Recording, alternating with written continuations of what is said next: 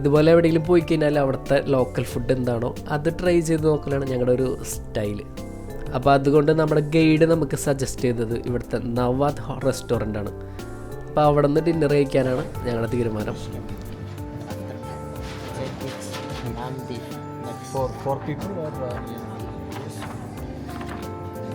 ഇതൊക്കെയാണ് ഇവിടുത്തെ സ്പെഷ്യലായിട്ട് കാണുന്നത്. എല്ലാത്തിലും ഒരു മീറ്റ് മട്ടൻ്റെ ഒരു ഇത് വരുന്നുണ്ട്. ബീഫ് ഷോപ്പ്, ഗോഡ് ഷോപ്പ്, നവാദ് ഹോട്ടലിൽ നമുക്ക് ഇവിടുത്തെ ലോക്കൽ ഫുഡും കിട്ടും. നമുക്ക് ഇംഗ്ലീഷ് ഫുഡ് വേണമെങ്കിൽ അതും ഇവിടെ അവൈലബിൾ ആണ്.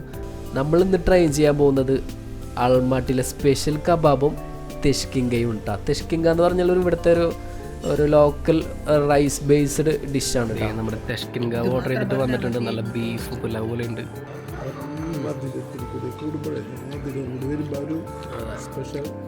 നമ്മളിത് Kazakh special ribeye steak, beef brisket, പിന്നെ നൂഡിൽസും ഓർഡർ ചെയ്തിട്ടുണ്ട്. ഇവിടുത്തെ നൂഡിൽസിന് ഒരു പ്രത്യേകതയുണ്ട്. അവരത് കൈകൊണ്ട് തയ്യാറാക്കിയ നൂഡിൽസാണ്. അതുകൊണ്ട് തന്നെ ഇത് വളരെ രുചികരവും സമൃദ്ധവുമായിരുന്നു.